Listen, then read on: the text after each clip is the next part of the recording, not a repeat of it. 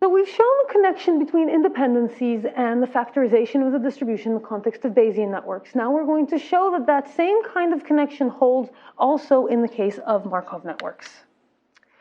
So, so first of all, we need to come up with a similar notion of what kinds of independencies are encoded by the structure of the graphical model. So in this case, we're going to have a notion of separation, which is the analogous notion to d-separation, except that now there's no d for directed, it's just separation. And it actually is a much simpler notion because there's not multiple kinds of different flows of influence. You only have one type of edge, the undirected edge, so it's very simple.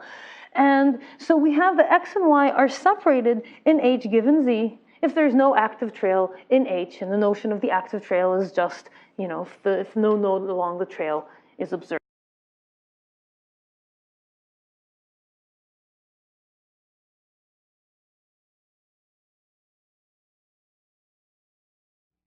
So let's look at some example separation properties.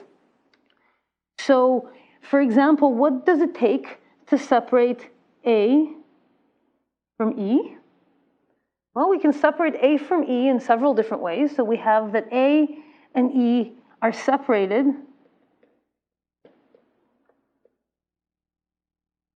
given, for example, B and D, because B and D block both trails, but also given just D, and also given B and C, because B and C, again, block both trails between A and E. So here are some example separation properties. Now we can go ahead and prove an almost identical theorem to the one that we proved in the context of Bayesian networks. And it tells us that if we have a separation property, x and y are separated in h given z, and we have a distribution p that factorizes over h, then p satisfies the independence statement x is independent of y given z. And so just as in Bayesian networks, we can go ahead and define the independencies that are induced by the graph H as the ones that are defined by the separation property. And just as in the context of Bayesian networks, we can go ahead and define this as a term. We can define the notion of an IMAP and say that H is an IMAP or independency map of P if P satisfies all of the independencies that we can read off the graph structure of H. And the theorem that we just proved, restated, says that if P factorizes over H, then H is an IMAP for P, because we have shown that if P factorizes over H, then it satisfies all of the independencies that one can read off the graph H. Now, in the context of Bayesian networks, we also had the converse theorem holding. The converse also sort of holds in the context of Markov networks, the converse being that independence, that if P satisfies the independence statements associated with a graph, then it factorizes over the graph.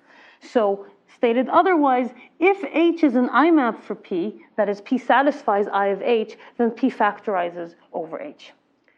The difference here is that it doesn't hold always. It only holds for a positive distribution P, which means a distribution P which is strictly greater than 0 for all, whose probability is strictly greater than 0 for all assignments x. That is, if you have a distribution that involves deterministic relationships, this property no longer holds. So you almost have the converse that we had in the context of Bayesian networks, but it requires one additional and important assumption. So once again, we have two equivalent, almost equivalent, views of graph structure. Factorization, in which H allows P to be represented. And again, the notion of an IMAP, which is that I can read from H independencies that hold in P. So once again, if I tell you that a distribution P factorizes over a graph, we can read from the graph any independencies that must, we can read from the graph a set of independencies that must hold in P.